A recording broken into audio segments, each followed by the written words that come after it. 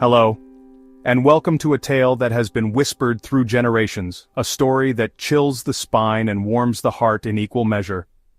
The story I'm about to share with you is a first-hand experience of my parents, a tale that has been etched into the very fabric of our family history, a story my mother told me a long time ago, one that has stayed with me ever since. Today, I'd like to share it with you all, hoping it will resonate with you as it did with me. Let me clarify from the start that this story is based on personal belief. It is a tale that blends the lines between reality and the supernatural. If you don't believe it, that's perfectly fine.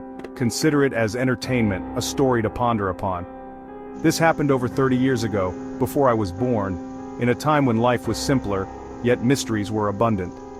My mother told me that both she and my father were from Ratchaburi province, a place known for its serene landscapes and close-knit communities. They were born and raised there until they reached working age, where they eventually met each other at work, in a small factory that was the lifeline of the village. After some time of dating, they decided to get married, a union that was celebrated with much joy and festivity. Shortly after their marriage, my parents saved up a modest amount of money, a small fortune for them at the time. With it, they decided to buy a piece of land to build a house and start their family, a dream they both cherished deeply. They found a plot of land being sold at a reasonable price, a piece of earth that seemed perfect for their future home. It was situated not far from the foothills with a serene atmosphere that promised peace and tranquility. My mother was drawn to the location and my father agreed, as it wasn't too far from work and offered peace and privacy, even though it was somewhat isolated from the village. They envisioned a life of harmony and simplicity. They bought the land and began building their house there, a project that filled them with hope and excitement. During the construction phase, my parents often visited the site after work to check on the progress, each visit bringing them closer to their dream. Everything seemed to be going well, except for one peculiar occurrence that unsettled my mother, a strange phenomenon that defied explanation. She mentioned that every evening when she visited the new house, she would hear the sound of children giggling and running around, a sound that seemed out of place in the quiet countryside. However, upon looking around she never saw anyone, the laughter echoing through the empty landscape. The sounds only seemed to appear when she wasn't paying attention, as if they were playing a game of hide-and-seek with her. At first she dismissed it as her imagination, a trick of the mind after a long day's work. But as it continued happening almost every visit, it began to make her uneasy, a feeling that gnawed at her. Still, she kept it to herself, fearing it might worry my father, not wanting to dampen his spirits. Time passed, and as the rainy season arrived, the new house was finally completed, standing proud against the backdrop of the stormy skies. My parents immediately moved in, eager to start their new life in the home they had built with so much love and effort.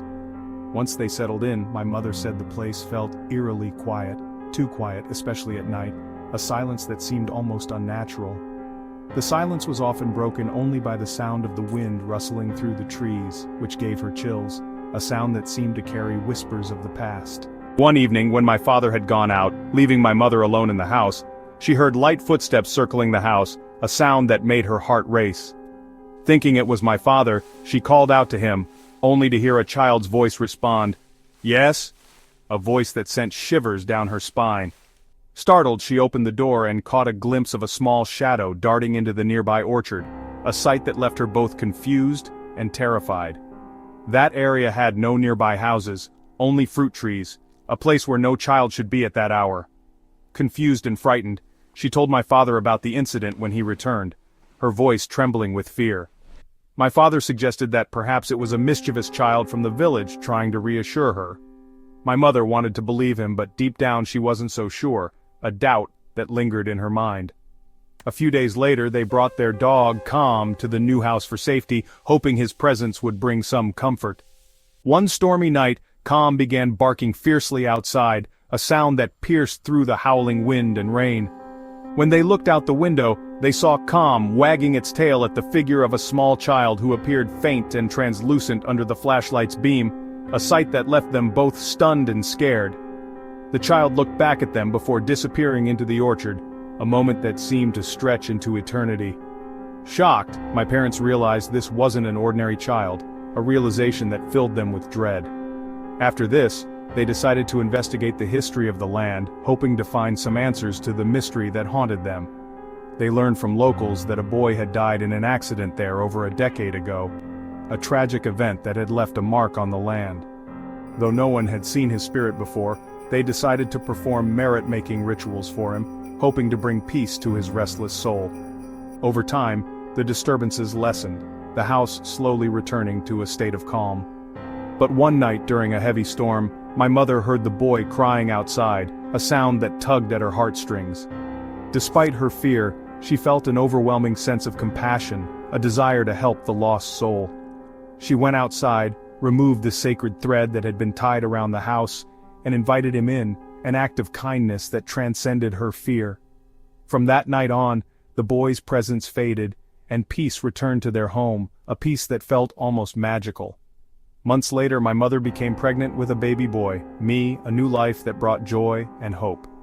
Interestingly, their dog, Calm, grew especially attached to my mother and her growing belly, as if sensing the new life within. When I was born, Calm became my loyal companion, as if it already knew me, a bond that seemed to transcend time. Looking back, my parents sometimes wonder if I might be that boy's spirit reborn, a thought that lingers in their minds.